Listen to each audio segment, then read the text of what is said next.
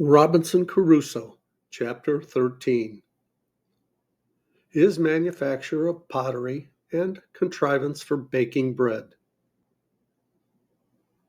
But first I was to prepare more land, for I had now seed enough to sow above an acre of ground. Before I did this, I had a week's work at least to make me a spade, which, when it was done, was but a sorry one indeed, and very heavy, and required double labor to work with it.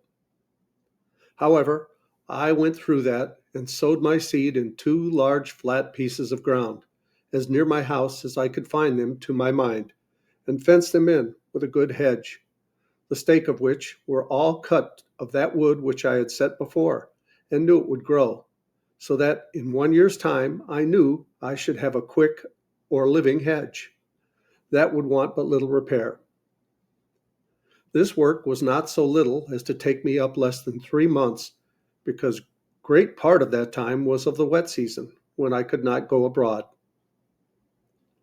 Within doors, that is, when it rained, and I could not go out, I found employment on the following occasions, always observing that all the while I was at work, I diverted myself with talking to my parrot and teaching him to speak, and I quickly taught him to know his own name, and at last to speak it out pretty loud, Paul, which was the first word I ever heard spoken in the island by any mouth but my own. This, therefore, was not my work, but an assistant to my work. For now, as I said, I had a great employment upon my hands, as follows, viz. I had long studied, by some means or other, to make myself some earthen vessels, which indeed I wanted sorely, but knew not where to come at them. However, considering the heat of the climate, I did not doubt but if I could find out any such clay, I might botch up some such pot as might, being dried in the sun, be hard enough and strong enough to bear handling, and to hold anything that was dry, and required to be kept so. And as this was necessary in the preparing cornmeal, etc., which was the thing I was upon, I resolved to make some as large as I could, and fit only to stand jars to hold what should be put into them.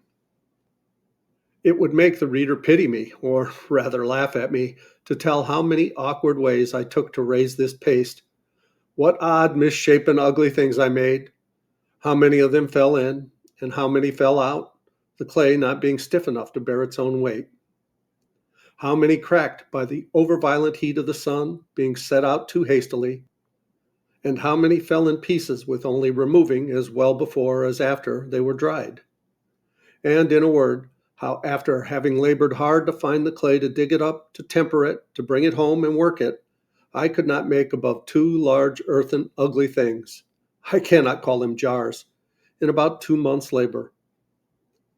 However, as the sun baked these two very dry and hard, I lifted them very gently up and set them down again in two great wicker baskets, which I had made for purpose for them, that they might not break.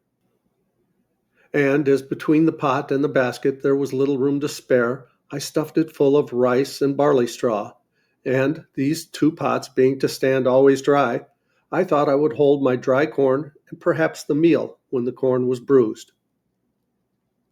Though I miscarried so much in my design for large pots, yet I made several smaller things with better success, such as little round pots, flat dishes, pitchers and pipkins, and anything my hand turned to.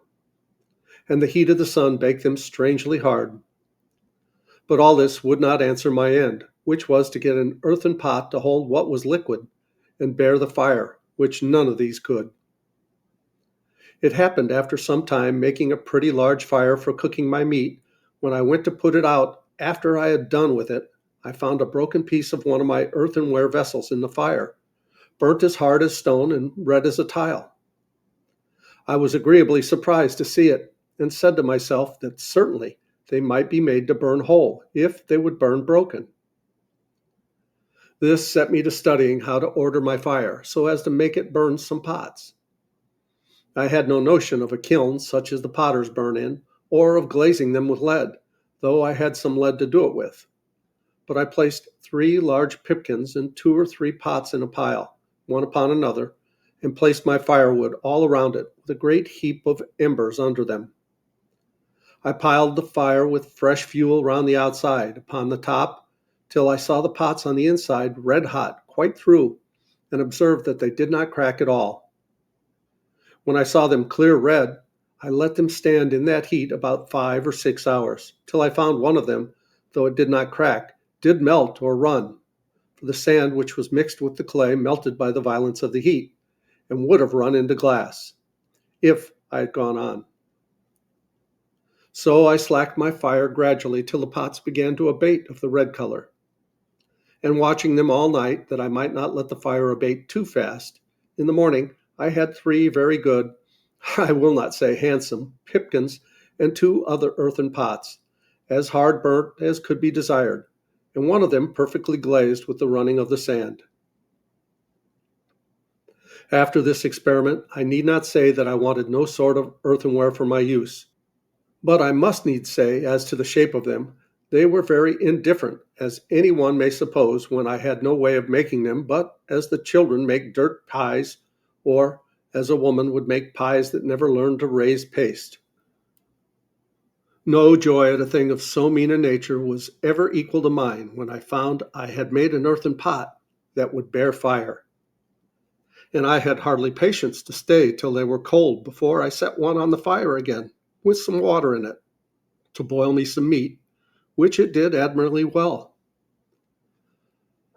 And with a piece of kid I made some very good broth, though I wanted oatmeal and several other ingredients requisite to make it so good as I would have had it been. My next concern was to get me a stone mortar to stamp or beat some corn in, for as to the mill, there was no thought of arriving to that perfection of art with one pair of hands. To supply this want, I was at a great loss, for of all the trades in the world, I was as perfectly unqualified for a stone cutter as for any whatever. Neither had I any tools to go about it with. I spent many a day to find out a great stone big enough to cut hollow, and to make it fit for a mortar, and could find none at all except what was in the solid rock, and which I had no way to dig or cut out. Nor indeed were the rocks in the island of hardness sufficient, but were all of a sandy, crumbling stone, which neither would bear the weight of a heavy pestle, or would break the corn without filling it with sand. So, after a great deal of time lost in searching for a stone, I gave it over, and resolved to look about for a great block of hard wood, which I found indeed much easier. And getting one as big as I had strength to stir, I rounded it and formed it on the outside with my axe and hatchet, and then, with the help of the fire and infinite labor, made a hollow place in it, as the Indians in Brazil make their canoes. After this, I made a great heavy pestle or beater of the wood called ironwood, and this I prepared and laid by against I had my next crop of corn, when I proposed to myself to grind, or rather pound my corn into meal to make my bread. My next difficulty was to make a sieve, or search, to dress my meal, and to part it from the bran and the husk, without which I did not see it possible I could have any bread. This was a most difficult thing, so much as but to think on, for to be sure I had nothing like the necessary thing to make it.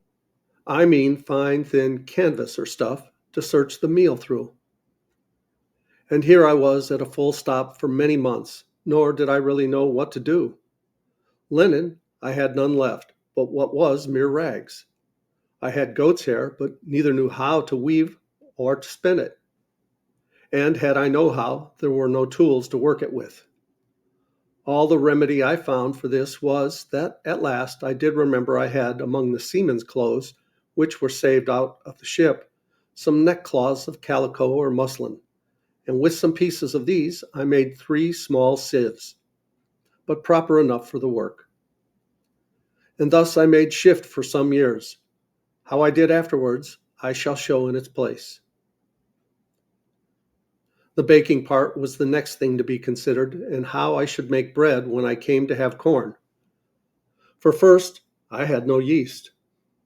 As to that part, as there was no supplying the want, so I did not concern myself much about it. But for an oven, I was indeed in great pain. At length I found out an experiment for that also, which was this. I made some earthen vessels very broad, but not deep. That is to say, about 2 feet diameter and not above 9 inches deep. These I burned in the fire as I had done the other, and laid them by. And when I wanted to bake, I made a great fire upon my hearth, which I had paved with some square tiles, of my own making and burning also. But I should not call them square. When the firewood was burned pretty much into embers or live coals, I drew them forward upon this hearth so as to cover it all over, and there I let them lie till the hearth was very hot. Then, sweeping away all the embers, I set down my loaf or loaves, and whelming down the earthen pot upon them, drew the embers all around the outside of the pot to keep in and add to the heat. And thus, as well as in the best oven in the world, I baked my barley loaves, and became, in a little time, a mere pastry cook into the bargain. For I made myself several cakes of rice and puddings.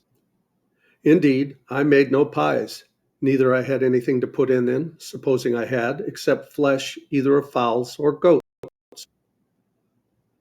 It need not be wondered at if all these things took me up most part of the 3rd year of my abode here. For it is to be observed that in the intervals of these things I had my new harvest and husbandry to manage.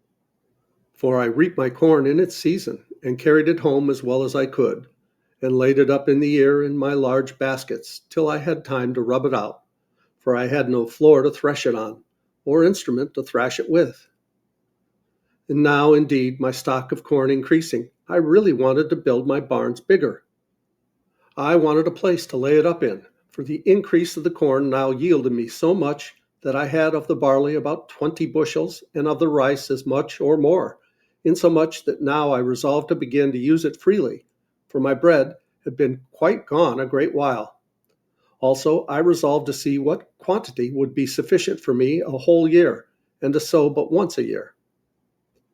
Upon the whole, I found that the 40 bushels of barley and rice was much more than I could consume in a year.